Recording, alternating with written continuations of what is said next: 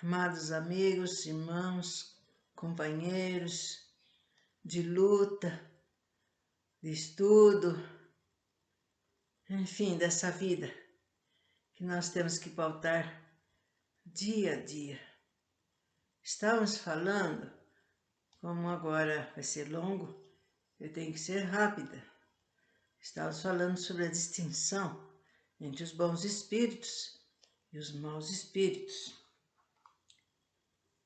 Isso nos foi dado por espíritos muito adiantados que se apresentavam lá para falar a respeito, para que Allan Kardec pusesse nos seus ditos livros. Podem-se resumir os meios de reconhecer a qualidade dos espíritos nos princípios seguintes. Então, gente, eu vou falar de um em um, de uma maneira que todos entendam, compreendam e sirvam-se daquilo que for falado. Primeiro, não há outro critério para discernir o valor dos espíritos senão o bom senso. Toda fórmula dada para esse efeito pelos próprios espíritos é absurda e não pode emanar de espíritos superiores. Segundo, julgam-se os espíritos pela sua linguagem e suas ações. As ações dos espíritos são os sentimentos que inspiram e os conselhos que dão. Terceiro, estando admitido que os bons espíritos não podem dizer e fazer senão o bem, tudo o que for mal não pode provir de um bom espírito. Quarto, os espíritos superiores têm uma linguagem sempre digna, nobre, elevada, sem mistura de nenhuma trivialidade. Dizem tudo com simplicidade e modéstia. Não se gabam jamais, não exibem seu saber nem a sua posição entre os outros. A dos espíritos inferiores ou vulgares tem sempre algum reflexo das paixões humanas.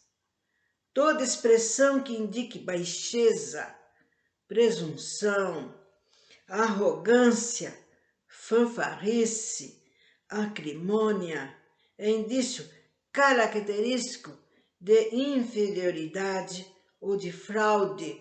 Seu espírito se apresenta sob um nome respeitável e venerado. Quinto, não é preciso julgar os espíritos pela forma material e nem pela correção do seu estilo, mas sondar-lhe o sentido íntimo, esquadrinhar suas palavras, pesá-las friamente, maduramente e sem prevenção. Todo desvio de lógica, de razão, de sabedoria não pode deixar dúvida quanto à sua origem, qualquer que seja o nome com o qual se vista o espírito. Sexto, a linguagem dos espíritos elevados é sempre idêntica, senão quanto à forma, pelo menos quanto ao fundo. Os pensamentos são os mesmos, quaisquer que seja o tempo e o lugar.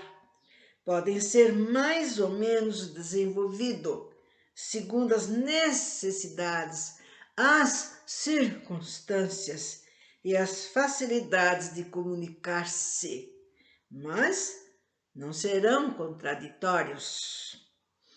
Se duas comunicações, levando o mesmo nome, estão em oposição, uma com a outra, uma das duas é evidentemente apócrifa e a verdadeira será que em nada desminta o caráter conhecido do personagem. Entre duas comunicações assinadas, por exemplo, por São Vicente de Paulo, uma pregando união e a caridade, e a outra tendendo a semear discórdia, não há pessoa sensata que possa se enganar. Sétima, os bons espíritos não dizem senão o que sabem, calam-se ou confessam sua ignorância sobre o que não sabem. Os maus falam de tudo com segurança, sem se preocuparem com a verdade. Toda heresia científica notória, todo princípio que choque o bom senso, mostra a fraude. Seu espírito se diz um espírito esclarecido. Oitavo, reconhecem-se ainda os espíritos levianos pela facilidade com a qual predizem o futuro e precisam fatos materiais que não nos é dado conhecer. Os bons espíritos podem fazer pressentir as coisas futuras quando esse conhecimento for útil, mas não preciso jamais as datas. Todo anúncio de acontecimento com época fixada é indício de uma mistificação. Nono, os espíritos superiores se exprimem de maneira simples, sem prolixidade. Seu estilo é conciso, sem excluir a poesia de ideias e de impressões. Claro, inteligível para todos e não exige esforço para ser compreendido. Tem a arte de dizerem muitas coisas com poucas palavras. Porque cada palavra tem a sua importância. Os espíritos inferiores ou falsos sábios escondem, sob a presunção e a ênfase, o vazio dos pensamentos. Sua linguagem frequentemente é pretensiosa, ridícula ou obscura, à força de querer parecer profunda. Décima, os bons espíritos jamais ordenam, não se impõem, aconselham, e se não são escutados, se retiram. Os maus são imperiosos, dão ordens, querem ser obedecidos e permanecem mesmo assim. Todo espírito que se impõe trai a sua origem. São exclusivos e absolutos em suas opiniões e pretendem ter, só eles, o privilégio da verdade. Exige uma crença cega e não apelo à razão, porque sabe que a razão os desmascararia.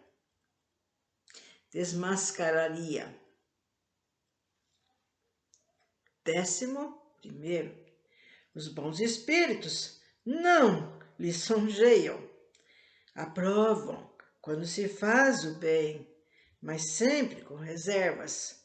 Os maus dão elogios exagerados, estimulam o orgulho, a vaidade, pregando a humildade e procuram evitar a importância pessoal daqueles a quem deseja captar.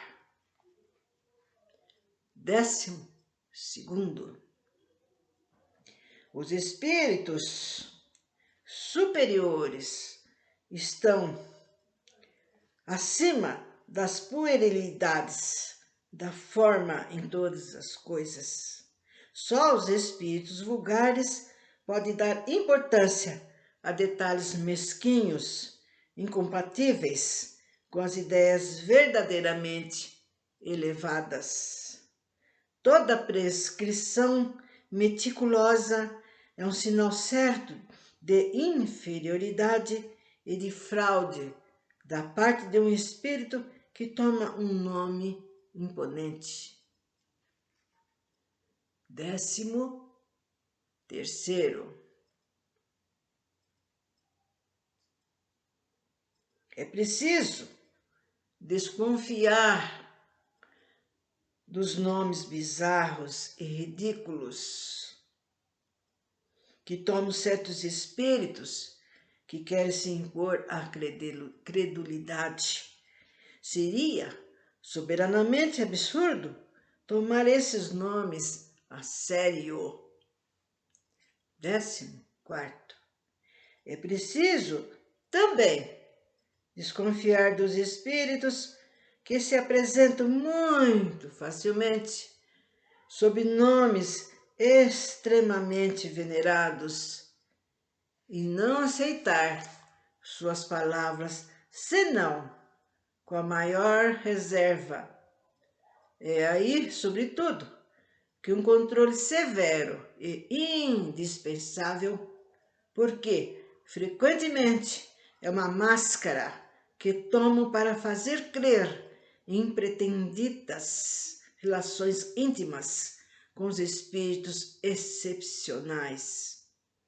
Por esse meio, afagam a vaidade do médium e dela se aproveitam para induzi-lo frequentemente a diligências lamentáveis ou ridículas. Os bons espíritos são muito escrupulosos. Esse é o 15º. São muito escrupulosos sobre as atitudes que podem aconselhar. Não tem jamais, em todos os casos, senão um objetivo sério, eminentemente útil.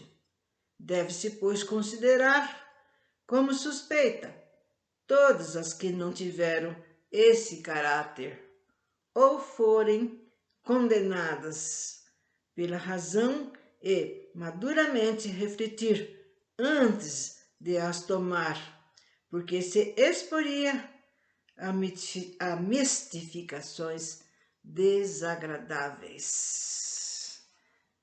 Então, caríssimos irmãos, vamos, nesse momento,